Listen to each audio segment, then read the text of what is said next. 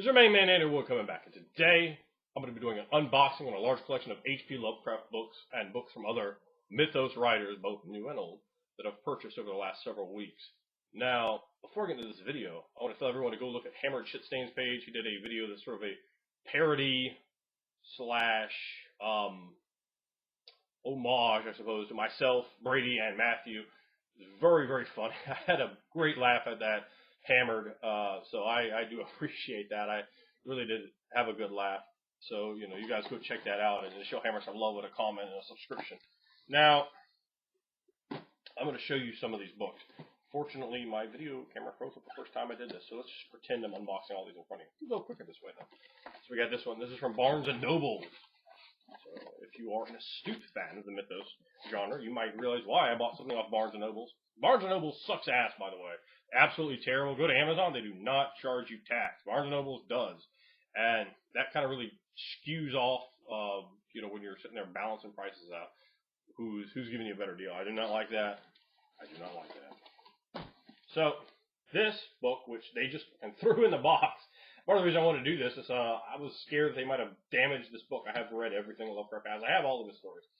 But I wanted to have them all in this one beautiful, beautiful collection. I love the electric blue there. Maybe it's a shade off from electric blue.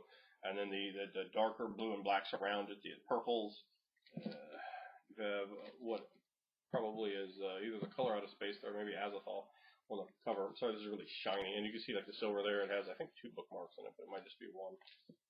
On the back, it talks about some of the stories that are in here. It says, The Call of Cthulhu. Which is apparently how you're supposed to pronounce that, not Cthulhu. Try to say it in the furthest way you can, because Cthulhu, after all, is an utterly alien word, impronounceable to our pathetic vocal cords. At the Mountains of Madness. The Dunwich Horror. Dunwich Horror was just a terrible movie. Great story, terrible movie from the 70s. Don't watch it. Only movie I think I've seen of the Lovecraft genre, and I think I've seen just about all of them, even the weird stuff that you wouldn't know about, is The Dreams in the Witch House, which was horrendous, absolutely horrendous. I mean, from every possible way a movie could be bad, it sucked balls. Not just utterly horrible movie. Just The Dreams of the Witch House, utterly horrible movie. At the Mountains of Madness, it was heavily borrowed from in Predators vs. Aliens, but don't let that color your ideas of the movie. Also heavily borrowed from The Thing.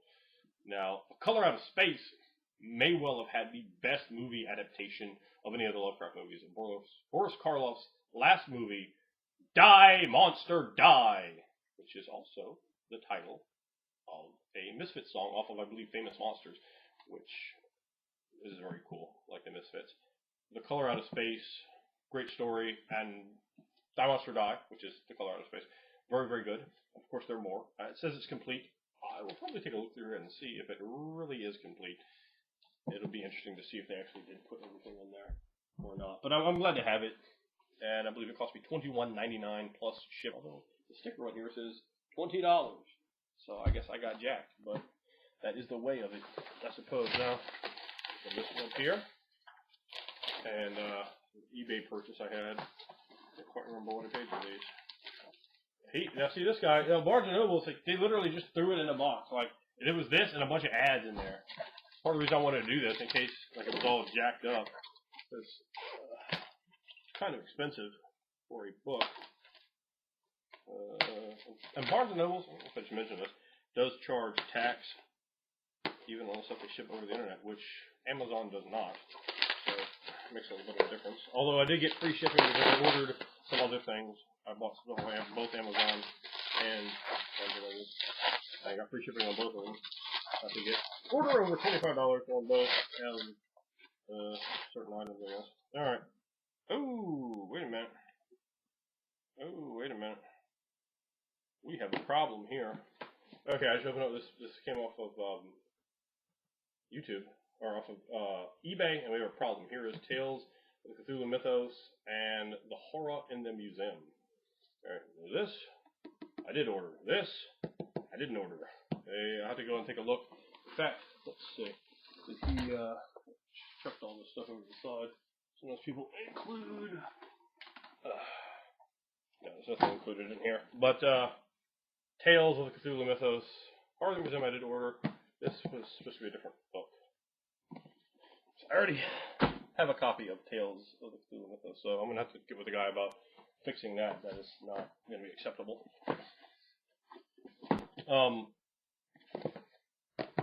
Another one, this is off of Amazon.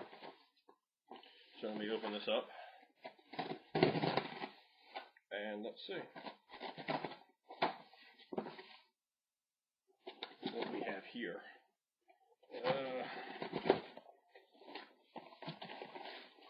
Okay.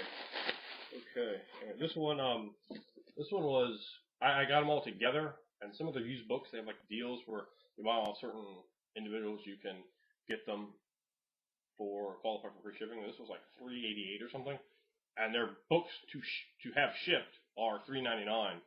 That's the shipping per book there per book, and there's no way to get a discount on that. So $3.88 is less than the other copy of this book, which is a cool print by Ramsey Campbell. I just totally threw an S in there, Ramsey Campbell. The reason I wanted this was for The Insects of Shagai, which I have not read that one yet, and I've wanted to read that for 16, 17 years, something like that. I just never got around to acquiring it, so I acquired that for really, really cheap. Really happy with that price. Mysteries of the Worm. That's the one I think I paid the most for in there. If I had to find something to balance out the entire lot, I think I paid like almost $11 for that one. This book, which is not in great shape, you can see definitely some condition issues there. It's got folded pages and the spine, some wear across there, but still pretty decent. I paid pretty cheap for it. The New Lovecraft Circle. And then we have H.P. Lovecraft Cthulhu 2000. Both of those are really cheap. I got those. I can actually run the prices here for you. Let's see. Cthulhu 2000 I paid $5.77 for. Mysteries of the Worm I paid $11.96 for. The New Lovecraft Circle I paid $4.92 for, and Cold Print I paid $3.81 for. Those are the full prices. There was no shipping on that, which overall came down to pretty cheap prices for those books. One more package here. I'm going to have to open up, show you guys the box. Boom. Not really the interesting part though, so I'll try to get this open quickly. Gives you a more authentic feel from your main man when I am actually in no possession of what is inside here. I'm not sure. I'm not trying to go through my memory and remember what exactly I purchased. However, this is a pretty big box, and it's completely something different, isn't it then? But this is a collection I bought for my son. I'm going to show you guys these anyway. I've really kind of gone overboard buying him these old school choose your own adventure books. Now, he's still a little bit young, even for the early ones. He's only 4, but I have a feeling, these will be great fodder for getting him hooked on a life of role-playing games. That's right. That's what I'm looking to do. So that's what that book was. Now I also have purchased, these two came together. These both came off of Barnes & Noble. The Great God Pan and The Hill of Dreams. I was really tired, and I spent a long time looking for them, comparing prices and so forth online. I kind of jacked myself because I didn't need to buy this book, because The Hill of Dreams, I'll read it, but it wasn't really what I bought the book for. I bought it for The Great God Pan. And this book here, these are both by Arthur Macken. This I bought for the white people, and I think the picture didn't have any of this stuff on here. I don't think it had a write-up either to see what was in there. So one of the other stories in this book is, of course, Great God Pan. So, yeah, these are clearly from like the same collection, but they just like reprinted stories. I don't like that. They should, within a collection, you shouldn't have that repeat. Obviously, if you go outside, just grab short story novelette writers' works. You might get stories if you're just piecemealing or randomly assembling, but in that position, I don't really care for that. So, within the books, I do have 2 copies of The Great God Pan. The story, I've read it so far, it was okay. It was definitely engaging. I kept picking it up and reading it. Like, yeah, okay, I'm enjoying it. I liked it as I was reading it. The way the story was told was horrendously disjointed. It was one of the more disjointed stories from the Mythos that I've ever read.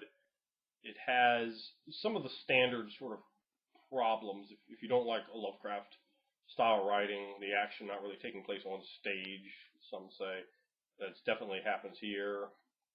It seemed forced at points, and the protagonists kind of bounce around, like different characters coming in, and I didn't care about any of them at all, at all.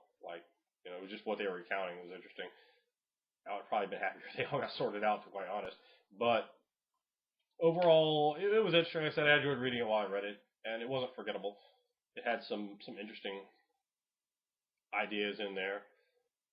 Parts of it was just a bit difficult to take as really scary, because it seemed like they're basically talking about Pan and like a satyr or a nymph. They're a little vague, and particularly what the girl is turned into after her strange medical experiment, or I guess the child that she has. What exactly that is, and like I said, it was okay. Not particularly great. I wouldn't really recommend it for anyone who's not a particular hardcore fan of the genre, and for anyone that's interested in reading Lovecraft, just buy his stuff first. Like, for those like myself who've read everything he's put out outside of like his personal letters, you don't really have an option. You can read the stories again, but it's not reading a story again is not the same thing as reading it for the first time. And certainly, so you have to look out and see who else in the genre writes, towards what you're going to enjoy.